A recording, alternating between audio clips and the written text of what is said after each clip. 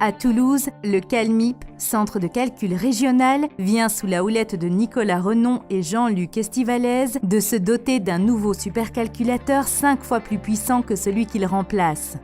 Cette machine, Atos Bullsequana X1000, ouvre de nouvelles perspectives à de nombreux chercheurs. Accéder à une puissance de calcul 5 fois supérieure, ça va permettre par exemple pour les chercheurs d'être plus précis dans les problèmes physiques qu'ils souhaitent modéliser. C'est vraiment fondamental pour eux d'accéder à une machine qui va leur permettre d'aller dans ce sens pour lever les verrous qu'ils rencontrent dans leur recherche. Dans un contexte de compétition internationale, grâce à ce nouveau supercalculateur baptisé Olympe, le CalMIP a déjà pu réaliser 2 grands défis. L'un concerne une application industrielle autour de la fabrication du plastique, avec une première mondiale en termes de finesse de calcul. L'autre concerne un problème d'océanographie sur la circulation océanique dans le bassin méditerranéen, avec un calcul sur un temps très long et à très haute résolution. Aujourd'hui, Nicolas Renon fait le point avec les responsables de ces 2 défis exceptionnels.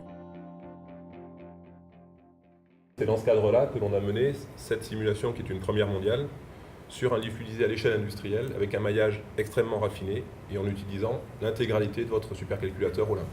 La problématique principale pour les industriels qui fabriquent des plastiques, c'est d'avoir des risques de surchauffe et donc un risque d'emballement de la réaction qui peut conduire à une solidification du réacteur et à un arrêt complet du réacteur pendant plusieurs mois.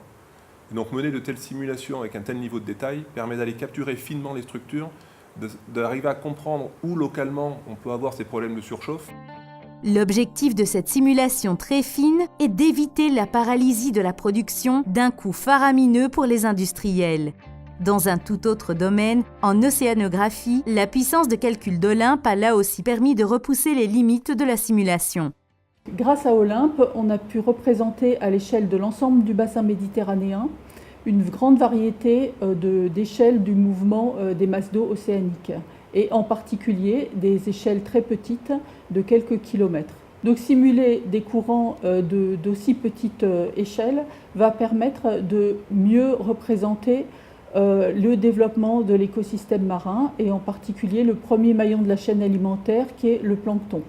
Comprendre l'évolution de l'ensemble de l'écosystème marin en Méditerranée, c'est particulièrement important puisqu'on s'attend à une modification des écosystèmes marins associés au changement climatique. Au cours des 4 ans à venir, plus de 200 projets de recherche vont avoir besoin de la puissance de calcul d'Olympe afin de répondre aux ambitions de la science et de l'industrie.